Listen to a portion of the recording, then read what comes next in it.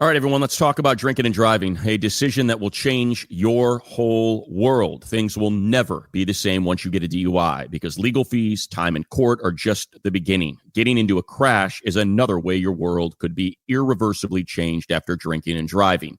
Your vehicle may not be the only thing that gets damaged in that crash. You could face a life-altering injury or even death. But you're not the only one who could face those consequences. Your decision to drink and drive could permanently change someone else's world, whether you injure them or leave their loved ones grieving.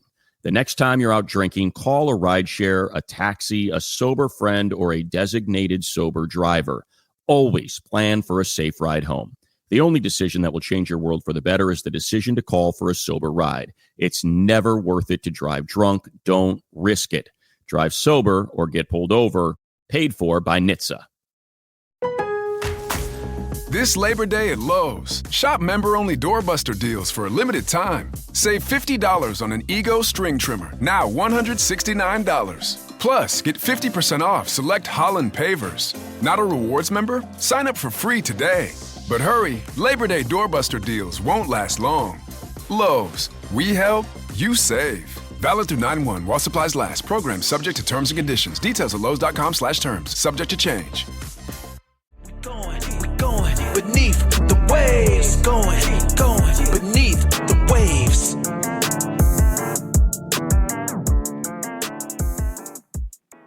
What is up, everyone? Welcome into the Beneath the Waves podcast, your soon-to-be, once again, weekly recap of all things Seattle hockey and beyond. And today we are here for a very special BTW bonus episode that is lined up. I am Matt. I'm flying solo today, but I'm not without a guest because today I have a very special guest joining me. You've heard him once before on the show. He came around during Cracktivus and ranted about ice cream machines and all that, and he's back again to have a chat with me. Joining me in the BTW Zoom room today, we have Mike, who you might be more familiar with in the Krakenverse as SasquatchNHL. Mike, welcome in to Beneath the Waves officially, not in emailed MP3 form. Yes, in the flesh. I'm not used to being like a guest. I'm usually playing host, so this will be a little bit different, and appreciate you having me on. Yeah, thanks for coming by. So Mike and I actually just sat down a few minutes ago to record something else for his page that we'll plug and talk about later, but it was surrounding what he does on social medias and the Sasquatch Prediction Cup. Does it have an official name, or are we just calling it like the Sasquatch Cup? I mean, we've called it all sorts of things, and that's maybe the way I like it now. It's like the mini cup or the tiny cup or the prediction cup or the Sasquatch Cup. But, I don't like to claim Sasquatch as my own. It's kind of a regional, thing. So I'm okay with whatever everybody wants to call it. And we want to leave it open to like sponsorship opportunities too, right? Like the Mountain Dew Prediction Cup or something like that. We'll field some offers and forward those emails your way. If you're involved in Seattle Kraken social media, then this is hopefully something you've seen before. But for those who don't know, how did this come about? What is it? And how can they play along this upcoming season?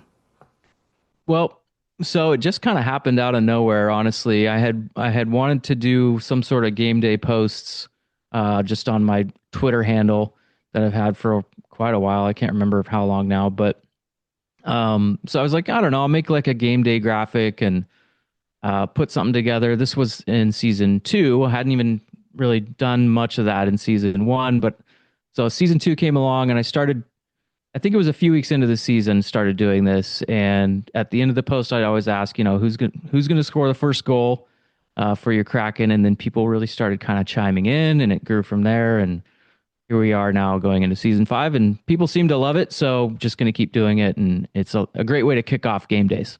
Absolutely. I know it was one thing that I always made sure on my calendar, check in with Sasquatch before the game started, because there's definitely a few games when I had to frantically run to my phone when I'm like out for dinner or out work or something like that, because I forgot to put my pick in, and it would just be a disaster if that happened.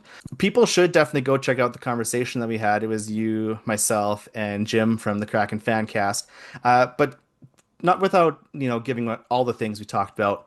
What can you let people know that happened last year with the Sasquatch Cup, the mini cup, the little cup, whatever you want to call it? Yeah, so, Jim has kind of run the league for the last couple of seasons, and then you really caught fire throughout season 4 for the Kraken. There were a couple of close calls towards the end. I know things kind of came down to the wire But yeah, Matt pulled it off, and we do a little bit of celebrating, maybe a little ceremonial drink from the mini cup. So make sure you go check out that video. And also some great information for both of your guys' pods, Jim over with Kraken Fancast, and of course the BTW pod that we're on right now. And I'll be sure to tweet out a picture of the cup. It is quite glorious. It's about the size of the beer can that I poured into it. It's labeled up with our names, and it just makes me want to even more make sure that it stays here and I save on postage, not having to send it back to you or to whomever might claim it next. Yeah, so and that's the first time it's ever been to Canada. So, I mean, you made some history there with that. I really wanted to do like some maple syrup or something out of it, but that just seemed like a disaster to clean. I didn't really want to. The idea was better in theory than I'm sure it would have been in practice. I also wanted to take a little chance to chat with you about your history with the Kraken, how the Kraken's been going for you in this offseason, stuff like that. So I'm curious, like, have you always been a hockey fan? Did you have a team pre-Kraken, or was it like when the Kraken were announced, it was automatic buy-in? Yeah, so I mean, I'm a little bit old, so I go back a little ways. I was a big San Jose Sharks fan growing up, and that all started with kind of my dad was the hockey fan of the family. So he was a Vancouver Canucks guy, and we had one of those big C-band satellites, if you remember those. I don't know, you may be too young, but these were the satellites that, you'd have to go outside and move them to point at the correct satellite. So Dad was able to do that for most of the hockey watching that he did. And we were also able to pick up KICU 36 out of San Jose for some random reason. So that's how I started watching the Sharks and got really excited about them when they were an expansion franchise back in the early 90s. So that's where my whole hockey fandom started.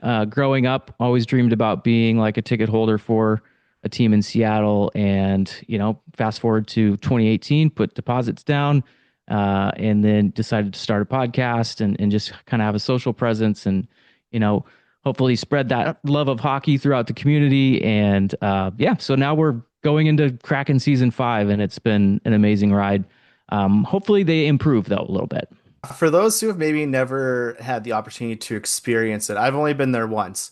Kind of paint a picture for what the Seattle Kraken CPA experience is like, because it is a pretty neat spot. Yeah, it's beautiful. Every time somebody new goes with us, or I ask them after they've been to their first event or game, the first usually word that comes out of their mouth is that it's a beautiful facility. And that rings true every time I go back there. The newness of that doesn't wear off. I also was able to go to Key Arena a lot growing up, watching the Sonics, watching the Thunderbirds when they still played in Key Arena with the obstructed views on that ice surface. So seeing it go from Key Arena, kind of turned into a dump towards the end of its tenure. There was a good reason the Sonics wanted a different solution there. It sucks that they had to leave town, but the fact that we were able to get this facility, in the heart of Seattle, and kind of with all the history that goes with it, it's been incredible to see the transformation. And I will say too, I don't know if they still do it, but when I went down, which was during season 3, we took a tour of CPA, like a behind the scenes tour to like the locker rooms, the press bridge, the green rooms, ice level, all that kind of stuff. Super cool to see kind of the behind the scenes of it. And especially when contrasted with our second last row in the nosebleed seat that we had for the game, which even still were amazing seats, but it was neat being able to see all that. Yeah, the sight lines pretty much are good wherever you sit. Obviously it's maybe a little more exciting or intense the closer to the ice you are, but even if you're up in the upper bowl, very back, wherever, you're going to be able to see the game perfect. Looking more at the Kraken specifically now, one episode of the podcast we had a little while ago was we talked about our discussion of the Seattle Kraken Mount Rushmore. So I'm curious, what would you consider a part of your Mount Crushmore? Can we call it that? Yeah. It could be, we did it specifically with games, but it could be games, goals, moments, players. What would you etch into your Seattle Kraken mountain face? Yeah. So, okay. And I had a little chance to think about this because he gave me a good prep. So I'm going to lean more towards moments because I don't think player wise or individually anybody's face really belongs up on that Mount Rushmore just yet. Yeah, we've got a ways to go for that. But So maybe just Rushmore moments. So immediately the first thing that popped into my head was the Jordan Eberle playoff OT winner against Colorado, tied the series 2-2, if I remember right. And the place just went absolutely bonkers. Unbelievable moment in Kraken history. So that's number one for me. I think going back to the very, very beginning, probably moment number two would be just Ryan Donato scoring that first goal in franchise history against the Golden Knights. It kind of kicked the team into another gear. They came back in the game. But yeah, so that's where it all started. So those are kind of my two Rushmore moments. I love it. That Eberle one stands out to me for sure. That's got to be up there, and that's not just local boy bias of being from Regina, but he's definitely been my buy into the team. So he's on his entire essence is definitely part of my Mount Crushmore. Yeah. And also, I think if I did have to pick an individual at this point, I'm going to go ahead and put John Forsland up on that Mount Rushmore because dude is incredible at his job and the way that he announces the games. I mean, I'm a huge fan and he's got a long storied history in the NHL with the Hurricanes, going back many, many years. So Kraken fans are very lucky to have that voice, narrating the story of the Kraken here through the first 4 seasons. And so that would be the one face I might put up on Rushmore already.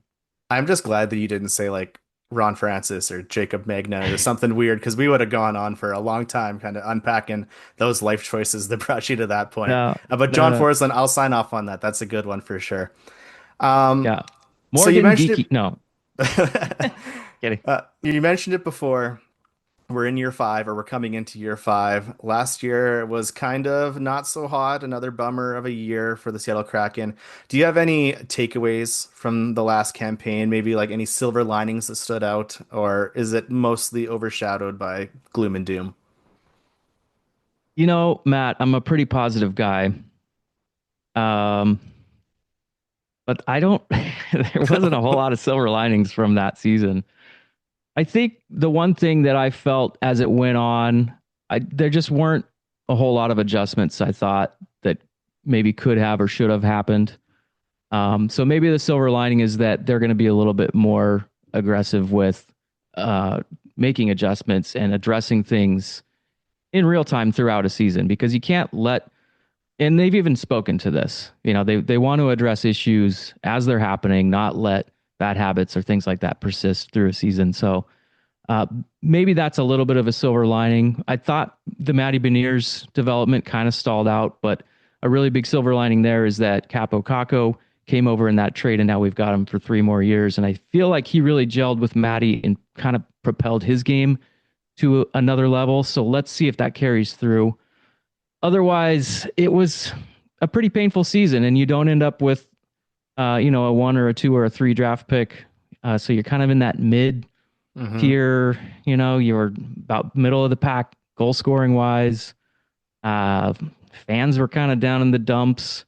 I guess another silver lining is they decreased ticket prices. So that's going to help people a little bit. That's a win. Yeah, mostly just want to forget about that season and move on. And hopefully it's a development transition type year.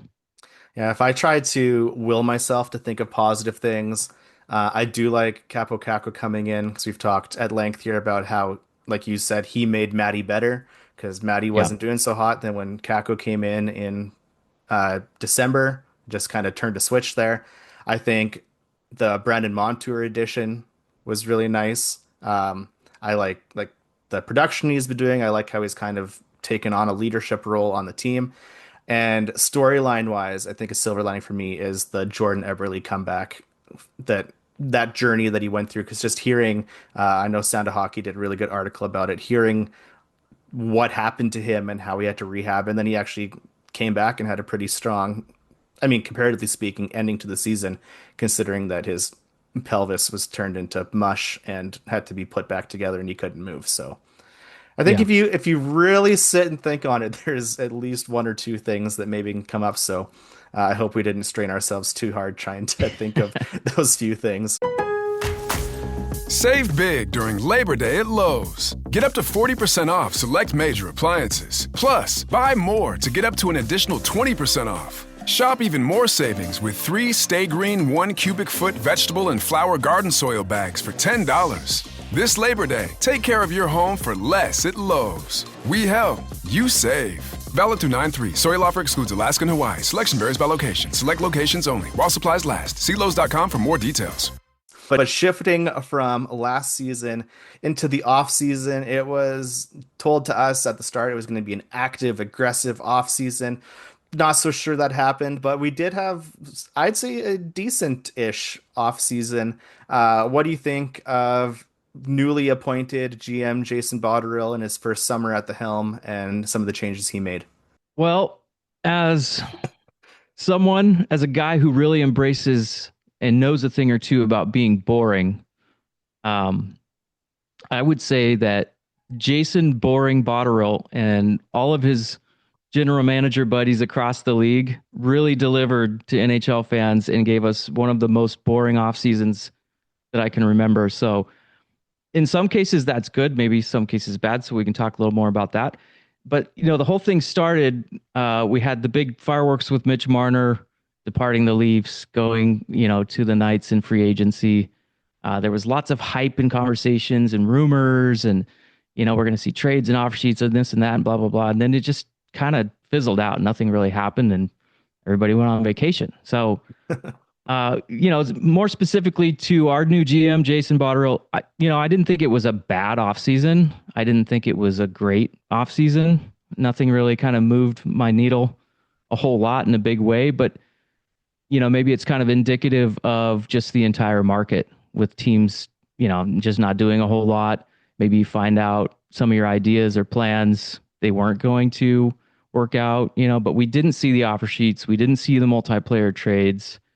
We kind of got that, the first burst of free agency, but other than that, it was pretty boring offseason, to be honest. Yeah, and I did kind of want to talk, you mentioned like his tone, Botterill's tone during that first press conference, right? Mm-hmm. So I agree. I thought it was more of an aggressive, kind of hinting towards aggressive, at least in that press conference.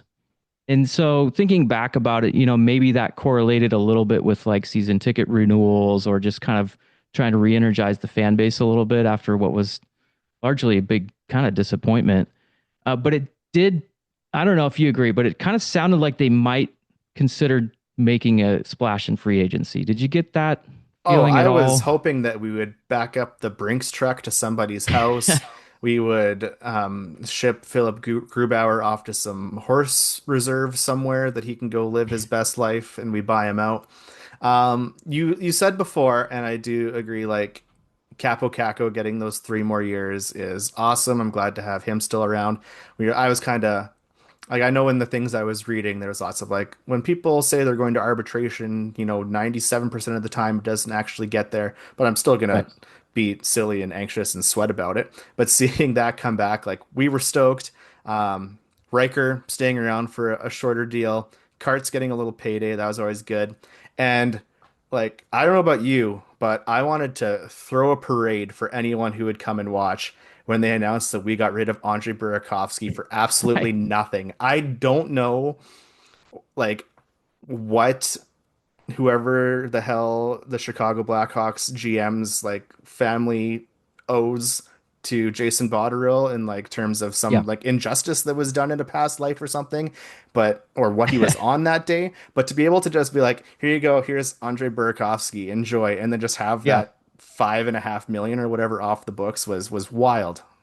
100% agree with you. So, and that was even in kind of my notes I made to myself here for this topic was, end of the day, love Berkey the person, but I was really, really happy that we moved on. I felt like that was long overdue.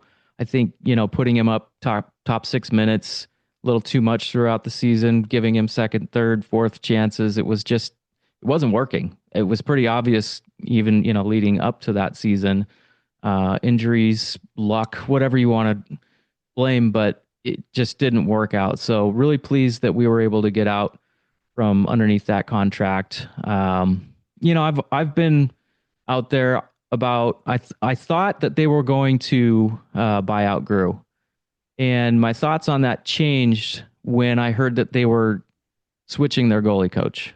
Mm-hmm. When I heard that news, I don't know if those line up exactly, but I think they were firm about we're going to keep Grew after the news came out about keeping the goalie coach, because to me that signaled, okay, we're going to run this back, maybe a different voice, different perspective. Let's see if we can get a redemption tour going for Grubauer. Still have my doubts. I haven't loved how he's performed. I don't think a lot of people have, but also, not everything has been his fault. But I don't know. We'll see. Everybody loves a good redemption story, Mm-hmm. and goalies of all positions on a hockey team are definitely the type of player that can have a redemption. We see it happen during the playoffs, even. We just saw it happen during these playoffs. But so yeah, Berkey, great. Grew, we'll see. Mason Marchment coming over. I feel like that's going to be a huge addition. I feel like the chemistry could be really work well in Seattle. Low risk, I think he's only on the books for this season. So I love that. And I think that he could really kind of change the mentality in front of the net. So really excited to see like where he's lined up in the roster. But, with Botterill, just kind of felt like his hands were tied a little bit into this being a transition season, whether you wanted it to be or not. Mm-hmm. So I just kind of feel like we're still standing around, looking around a little bit, like wondering who's going to score goals for us, who's going to be like that prolific breakthrough goal scorer. Maybe it comes through free agency down the road. Maybe it's one of our up and coming prospects. But that, for me, is still a very strategic concern, not only on the ice, but also on the entertainment side for fans, and just, got to have the interest there. If you're boring and you win games, fine, right? But if you're boring and you lose a lot and you don't score goals, people are going to lose interest and you're going to have trouble in general. Absolutely. Yeah, I definitely feel there was a sense of like the shadow of Ron Francis looming over Jason Botterill's shoulder. Because he's the president of hockey operations or whatever his business card says now. But you definitely got to think he still has his fingers in there somewhere mixing things up. I'm glad you mentioned the new blood with Mason Marchment coming in. We just put out a new mush design in our store, and Yes. I posted in because there's lots of hype around him from people, and I think it's a good sign when you see Stars fans being upset that he's leaving. That should hopefully bode well for us.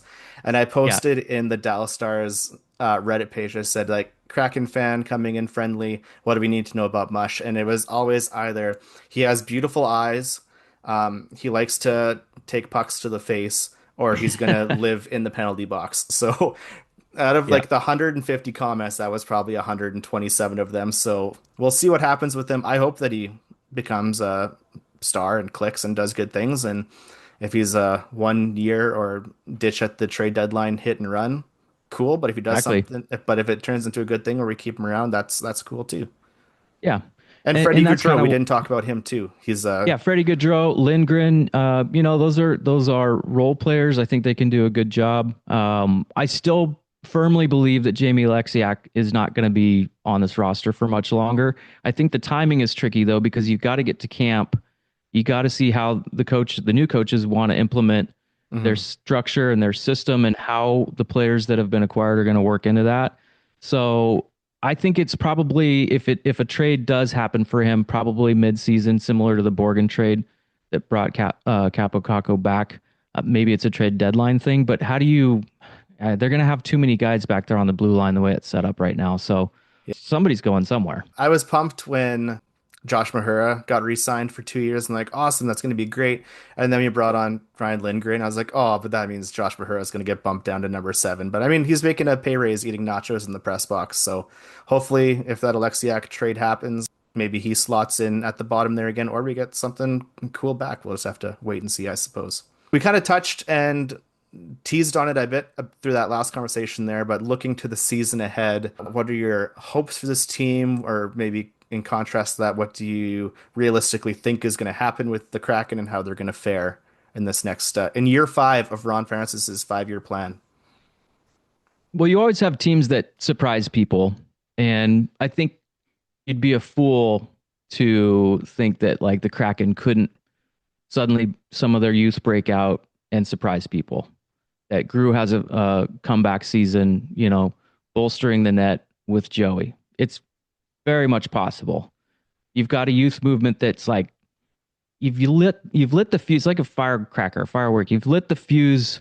They've got some great prospects. It's just a matter of when they get to that point where it's going to pop, right? Because it's going to happen.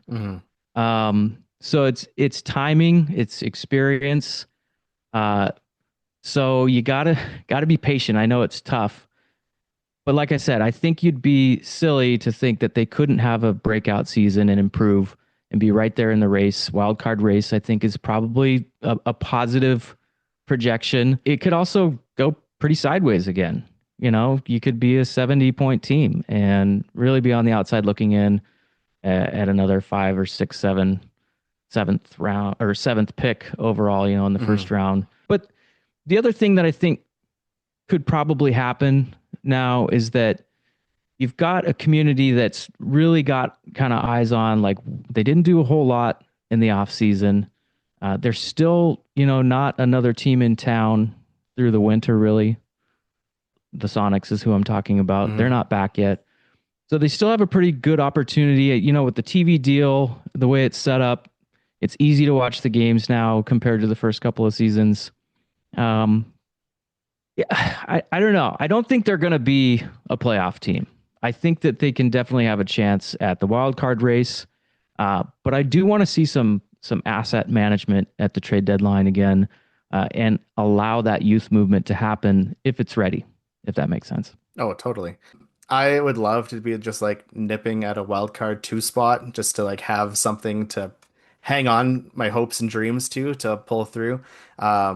Just don't give me another 76 points or whatever it was this season, Yeah. because maybe I gotta be more disciplined in that way and not check Money Puck every single morning to see how much our pie wedge has shrunk. But Yeah, don't do that to yourself. there are some sad times there. Before we close out, I didn't put this in our chat that we were having, but we don't only talk Kraken here because we're also going in on PWHL Seattle. And do you have any Yes. thoughts, feelings, takes about that new team coming into the space? Yeah, so to be honest, I'm a dad of a daughter, and she's very active athletically, and she does a lot of community work. So just to see the excitement on her face, I knew how much that meant to girls her age, younger, older, across the board. It's awesome to have another professional team in the market. We were able to go to that takeover tour game at CPA last winter. Just me, but I went with the Kraken friend group. The girls were out of town, unfortunately, and that was amazing. The energy, a little bit of a different group of people than you would see at every single Kraken game. So that's cool too. Lots of new interest. I don't have anything bad to say about the PWHL team at all. I think it's going to be a perfect fit for Seattle. I was worried that they were going to do the Vancouver expansion and then wait, and then the Seattle expansion. I think it was really wise of them to put both of those teams, get a West Coast presence in right away to create that rivalry, but also just, be aggressive because they're doing really well with media sponsorships, exposure just across the board. So strike while the iron's hot, and I can't wait to go to a few games this year. And our team is just looking nutty with how stacked they are. Hillary Knight, It's incredible. Alex Carpenter.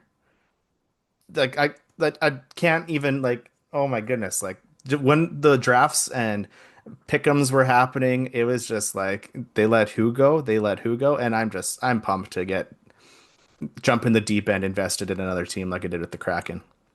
Yeah, I think they're setting up for a really successful first season. The facility, obviously, we've talked about. It's amazing.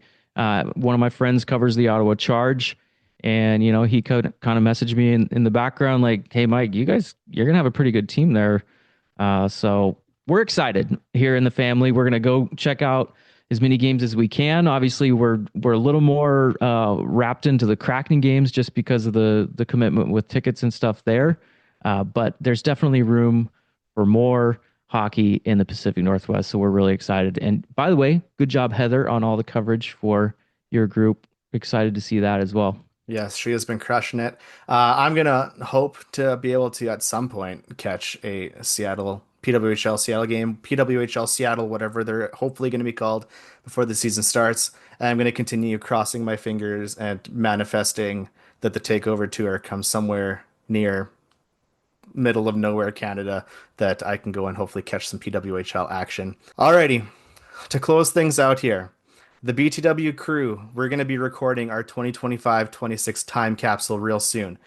One of our favorite things that we do is our category of bold prediction. And I want to know, what is your bold prediction for next season? For context, last year, Heather's was that Joey would score a goal. Alex's was that Dan Bilesma would win the Jack Adams. Absolutely not. That was probably the furthest one from happening. Derek said that Grubauer would be the number one goalie. That didn't happen. And I said that Berkey would play 80 of 82 games, which was 79 of 80, 79 of 82. So I was close. Do you have Which a bold blew prediction my for mind. the season? Yeah. Yeah, Rick and I did a similar like over under on how many games. I think Rick said definitely took the under. I can't remember what I set the line at, but yeah, Berkey actually, he played a lot of games and he got a lot of minutes. But okay, let me think on this just for a second. But I'm gonna go in the realm of goal scoring because that's really what I want to see. I want to see more goals being cranked in the net by this team on the power play and at even strength. So let's go for it. I want to see Matty Beniers break out. He's gonna have 30 goals next season. 30 goals. Okay, we will write it down. When we make the time capsule and go bury it in my backyard, we will include it in there and lock it away until next April, May, June, whenever we crack it open. Mike, thanks for hanging out in the BTW Zoom room. Looking forward to seeing everything that happens on your end of things with the podcast and the pick'ems and all that kind of stuff. Let the people know where you can be found on various internet spaces. Sure. And thank you for having me. Of course, it's fun in the off season to have a little banter. SasquatchNHL is the handle, or, whatever you want to call it. That's the same name over on YouTube podcast. I do have a new kind of redesigned logo I'm working on. I don't really do merch or anything like that. It's just mainly podcasts and videos. I do, in my back pocket, I do have a new bit, mainly for YouTube that I'm exploring. But I don't want to give anything away on that yet. So we'll see if that comes together and if I have time to do it. But I've been wanting to do it for the last year plus. So maybe stay tuned over on YouTube, subscribe there if you don't. But I'm also on Blue Sky, Threads, Twitter. I try to post across all those networks. So do appreciate the support, and I appreciate you guys having me on today as well. Yeah, absolutely. And in terms of the BTW side here, like I teased before, we had a brand new Mason Marchment mush design come out in our store. Go check that out. We have a little MASH inspired spin-off of that. We had our Cartier design come out. We have Monty Mania, Joey, Price is Right, which I am modeling right now on the Zoom. You got that? We got lots of things, and I'm going to get this episode out quick. So if you happen to be listening to this pre-Labor Day Monday, it is 20% off store-wide. So go check it out. Get your fix, get your shirts, sweaters, stickers, coffee mugs, all that kind of stuff. As we said before, Heather is out here doing awesome content for the hockey news. So go check out all of her PWHL articles at Heather Nicole, and that is Nicole with no E, or the Hockey News W on Twitter. And she's also been dropping special bonus pods. Go back and check those out. She did one last week just talking about the interviews she's done with Hillary Knight and Kayla Barnes and a whole bunch of people. She's had awesome opportunities. That's been super fun to see. As always, drop a follow. Drop a 5-star review on the podcast app of your choice, and check us out on all socials. We are in the thick of it right now with our Kraken countdown that we are doing on any opportunity we have, given the limited number of jerseys that we have. At the time of recording, it's 41 days till puck drop on regular season, so it's Riker Evans Day today. Go check us out at BTWSEA on all socials, Twitter, Instagram, Facebook, other things that I'm blanking on right now. But if there's a social media, we are there, and go check it out. And keep it glued to your feeds. We'll have more content coming soon, and we'll be right back into a weekly schedule right away. So again, Mike, Sasquatch, thanks for hanging out. See you in the Pick'em threads, and this baby here is not going anywhere. So don't bother arranging postage or anything like that. Okay, it was well earned. So hopefully you get to hang on to it for a while. Good job. All right. See you later, everybody.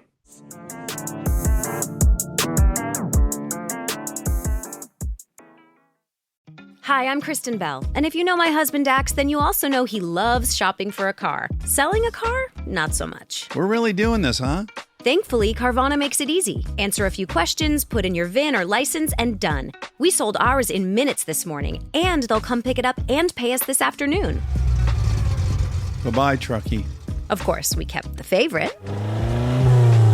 Hello, other truckie. Sell your car with Carvana today. Terms and conditions apply.